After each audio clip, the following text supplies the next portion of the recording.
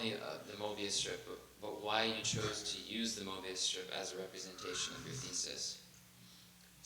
I think that would really help listeners out. Okay. Okay, fine. I'll very briefly explain because the Mobius strip. Well, And what's the origin of the Mobius strip, by the way? in terms of the history of ideas, it was discovered by a fellow named Ferdinand Mobius, I believe in the 19th century, 1880s, 1870s, something like that. And I say discovered it rather than invented it because, as we now understand, the Mobius strip is the pathway, or details the pathway of the quark, an electron, which is a fundamental particle of nature. Fundamental meaning you cannot divide the quark any further, as you can, for example, an atom, which ironically meant which is indivisible.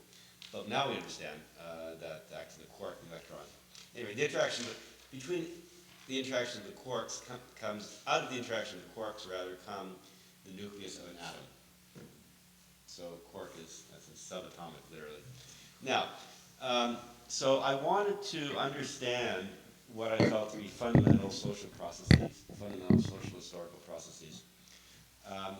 So I was intrigued by the quark because I went to physics, given my penchant for, I guess, science and philosophy. So I went to physics and I discovered this quark. And then I discovered that the path of the quark is of a Mobius strip. And that furthermore, a quark has a revolutionary motion to it, so that it begins at one point, and then it has, I think there's a left-hand spin, which takes it over here, and this point and this point are opposite to each other. So it sort of corresponds to what Hegel called alienation, in which you sort of have lost your original bearings. And then you have to get right. That's why I noted Hegel in the margin of right. Exactly. And therefore, as we see with the sine wave, you have to take another spin, which is represented graphically this way, which gets us back to this point. If you switch it, you see how that works geometrically. So, which corresponds to Hegel's going from, in yourself to for other to for yourself. So it makes this cycle of going back. And it's not just simply a circle either, because it has a twist to it. A circle is actually a two-sided figure. A Mobius strip is one-sided. So in that sense, I think it has a superior conceptual value than, say, simply the circle of time. Because, of course, in mythical language, there's a serpent that bites itself. I think Onurobus, I think is its name. And it's a classical symbol of a snake biting itself, and that seemed to be the cycle of life, the cycle of history, life and death. But the Mobius strip actually is an improvement upon that conceptually, because it shows the twists and turns to that. It's not just simply a straight going back. So during the Mobius strip, you're talking about something fundamental, which the fundamental particles revolution, so revolution is a fundamental motion of life. And you see that also in the Sufis, when they talk about the dance, Mevlana's dance, and it's the twists and turns to it. So for a variety of reasons, it resonates well with sound. It resonates with a sound wave, with a sine curve. It resonates with revolution, which is sort of a favorite topic of mine, and it resonates with physics and understanding the very nature of things. Now, would you relate this concept of Mobius strip to, say, string theory with the oscillation of the string, where you've created a sine wave with your up quark and down quark, but in the end that's a string of an oscillating frequency? Exactly. Yes. Exactly. Yeah. So it's kind of hammering out a visualization of the oscillated string. Exactly. The oscillated string, and as string theory tells us, and as Pythagoras told us before that, maybe not in detailed ways, everything that we think exists is an overtone of the string. Everything has its own vibratory mode, and that's what distinguishes one thing from another thing. But everything is an overtone of the string, so that's what everything has in common. So in a sense, the string, or the community, is first, and we're second. Reversing the usual, let's say, liberal conception of things, enlightened rationalist conception of things. Or as Joseph Campbell said, consciousness is first, and then we're second. So it's the whole, as Hegel said, is the truth. And then how we appropriate the truth is sort of our particular vibrancy, our particular appropriation of the vibrancy of reality, as I call it, or being. Okay, so does that answer your Yeah. question, Mr. Mo? Yeah.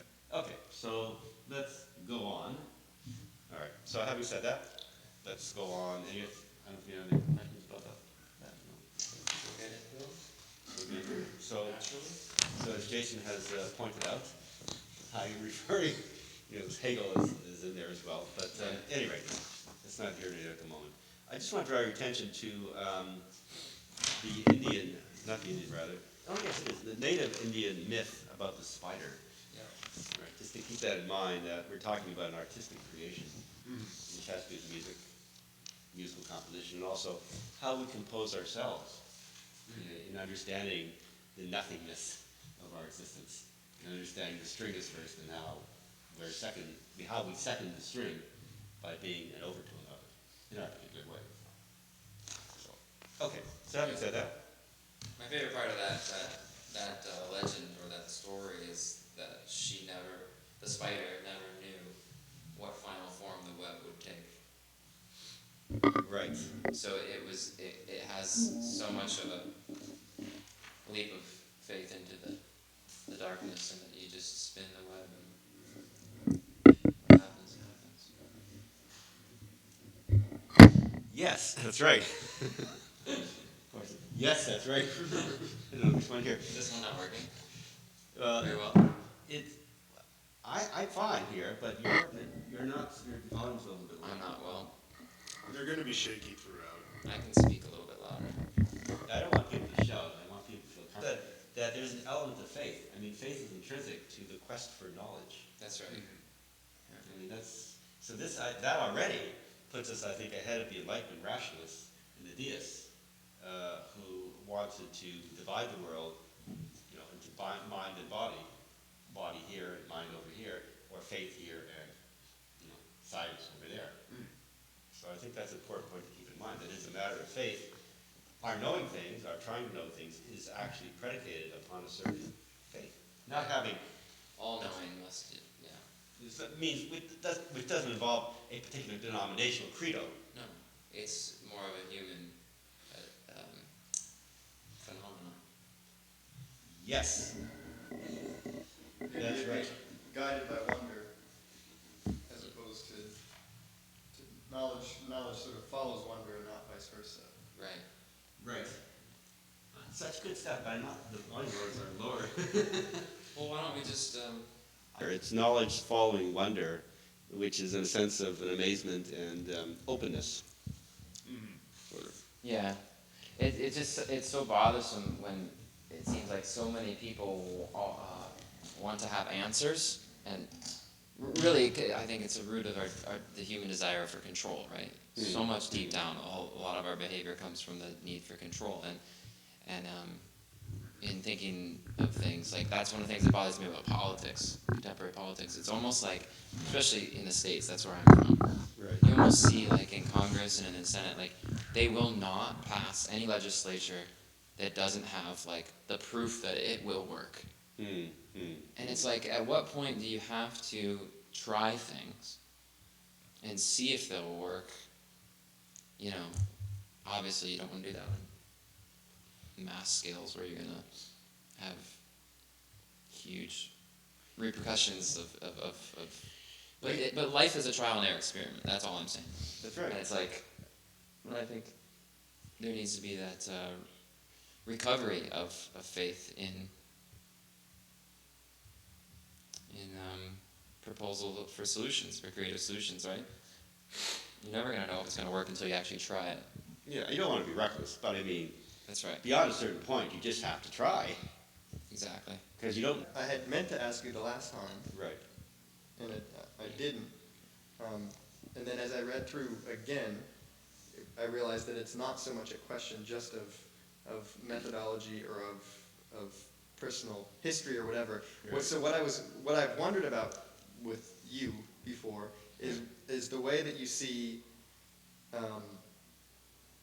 your role as an educated intellectual, and then your constant attempt to engage Right. with a diverse population and different levels of education, Right. different levels of even interest in the academic discourse. Sure, sure. So I mean, I'd like to hear you answer that, but I know when I read this through the second time, I was almost the biographical aspect of the theorist was coming through a little clearer in this, like the role of the theorist with respect to the community. Yeah, it's a good question. I mean, Heraclitus said, "Don't listen to me, listen to Logos." However, at the moment, you're listening to somebody, right? So the theorist, or the philosopher, has a sort of priestly function. I mean, it's not the priest, but in the hierophant is that which makes the holy, the hieros, appear, like a phenomenon.